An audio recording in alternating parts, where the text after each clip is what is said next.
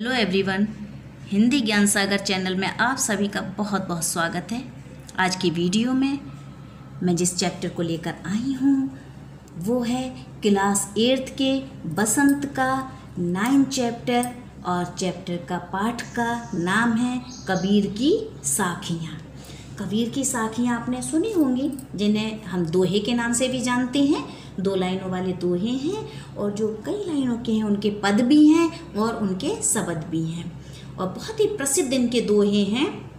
समाज को एक प्रेरणा देने वाले दोहे हैं। जाहिर है आप सभी ने सुने भी होंगे। और इसमें जो साखियाँ दे रखी हैं, ये 5 साखियाँ दे रखी हैं। तो आइए इनके बारे में थोड़ा सा परिचय पहले जान लेते हैं, फिर मैं आपको एक एक साखी का आपको अर्थ बताऊंगी। तो जो कबीर की ये जो साखियाँ हैं, इनमें कबीर के दोहे जो साखियाँ हमें जीने की सही राह दिखाती हैं। पहले दोहे में कबीर जी ने कहा है कि हमें मनुष्य की जाति से ज़्यादा उसके गुणों का सम्मान करना चाहिए। और जो दूसरी साखी है, उसमें उन्होंने कहा है कि कभी भी अपशब्द के बदले किसी को अपशब्द मत कहो। और जो तीसरी साखी है, उसमें मन की चंचलता के बारे में बताया है कि इंसान जो है जीव और माला से भले ही ईश्वर का नाम लेता रहता है, लेकिन उसका मन चंचल होता है और अपनी जो चंचलता नहीं त्याग पाता है। तो कहने करती है कि हमें मन से भी हमें ईश्वर का नाम लेते रहना चाहिए। ये नहीं है कि मुंह से तो हम राम राम कर रहे हैं और मन हमारा कहीं और लगा हुआ है।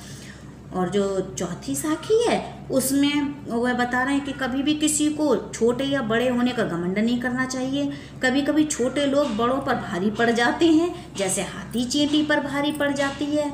और जो अंतिम दोहा है, उसमें कह रहे हैं कि इंसान अपनी मानसिक कमजोरियां दूर करके अपने संसार की खुशियों को अपने दामन में भर सकता है। आइए चलते हैं, अब भावार्थ जान लेते हैं इन साखियों का। परिचय तो जान ही लिया हमने पाठ का कि किन साखियों में क्या कहा है कबीर जी ने। तो पढ़ते हैं पहली साखी। और पहली साखी पढ़ने से पहले मैं संदर्भ बता दूं। संदर्भ होगा इसका कि प्रस्तुत पंक्तियां हमारी पाठ्य पुस्तक बसंत के पाठ कबीर की साखियां से ली गई हैं, और इसके कवि हैं या रचयिता हैं कबीरदास जी। तो पहली साखी से शुरुआत करते हैं, मैं फिर इसका आपको अर्थ बताऊंगी। जाति न पूछो साध की, पूछ लीजिए ज्ञान, मोल करो तरे बार का, पड़ा रहने दो म्यान। कहने का अर्थ है कि इसमें कबीर जी कहते हैं कि हमें कभी भी सज्जन इंसान की जाति पर ध्यान नहीं देना चाहिए। जो अच्छे लोग होते हैं उनकी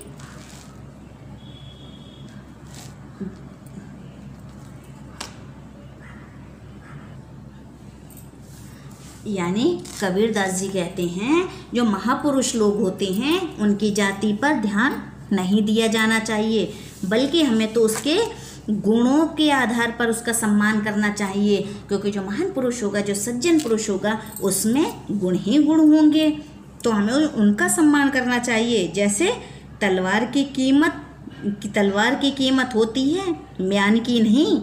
यानी तलवार की धार में छिपी होती है उसकी कीमत, तो म्यान की नहीं होती है कोई भी कीमत। अगली साखी की ओर बढ़ते हैं। आवत गारी एक है, उलटत होई अनेक, कहे कबीर नहीं उलटिए, वही एक की एक। अब इसमें क्या कह रहे हैं, इस प्रस्तुत साखी में कबीरदास जी कहते हैं कि हमें कभी भी किसी के अपशब्दों का जवाब कभी भी अपशब्दों से मत दो, नहीं कह देना चाहिए। क्योंकि इससे अपशब्द जो गालियाँ होती हैं, अपशब्द होते हैं, वो बढ़ने के बजाय घटते घटते खत्म हो जाएंगे। यानी अगर हम किसी को पलट कर अगर गालियाँ ही देंगे तो वो गालियाँ और बढ़ेंगी। और यदि हम उन अपशब्दों को वो जो कह रहे हैं, अगर हम उनसे पलटने के बजाय कुछ भी ना कहें, गलत ना बोलें, तो वो धीरे धीरे करके गालियाँ कम ही तो होंगी। तो कहने का क्या अर्थ हुआ कि किसी के अपशब्दों का जवाब कभी भी अपशब्दों से मत दो, इससे वो अपशब्द बढ़ने के बजाय घटते घटते खत्म हो जाएंगे। माला तो कर में फिरे, माला तो कर में फिरे, जीव फिरे मुख माही, मनवा तो दहु दिस फिरे, यह तो सुमिरन नाही। कबीरदास जी इसमें कहते हैं कि अगर आपका मन ईश्वर की भक्ति में नहीं लगता है तो फिर हाथ में माला लेकर घूमना, मुख से प्रभु का नाम लेना बेकार है। अगर प्रभु को पाना है तो हमें एकाग्र होकर एक चित्त से, मन से उनकी भक्ति करनी होगी।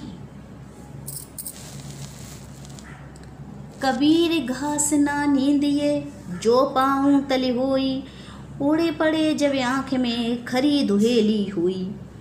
यानी कबीरदास जी इसमें क्या कहते हैं कि हमें कभी भी किसी को छोटा समझकर उसका निरादर नहीं करना चाहिए। जैसे घास को छोटा समझकर हर वक्त दबाना नहीं चाहिए, क्योंकि अगर इसका एक तिनका भी आँख में चला गया तो वह हमें बड़ी पीड़ा देता है।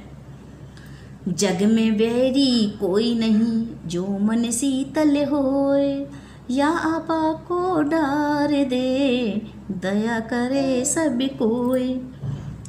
प्रस्तुत साखी में कबीरदास जी कहते हैं कि जिस मनुष्य का मन शांत होता है, दुनिया में उसका कोई दुश्मन नहीं हो सकता। और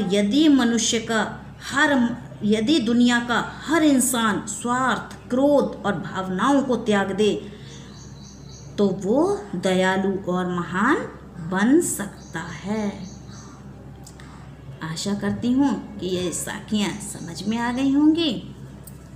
तो इसके प्रश्नोत्तर मैं आपको अगली वीडियो में बताऊँगी। अगर आपको ये अच्छी लगी हो, समझ में आई हो, तो लाइक और शेयर करें और सब्सक्राइब करना ना भूलें। प्रश्नोत्तर अगली वीडियो में। धन्यवाद।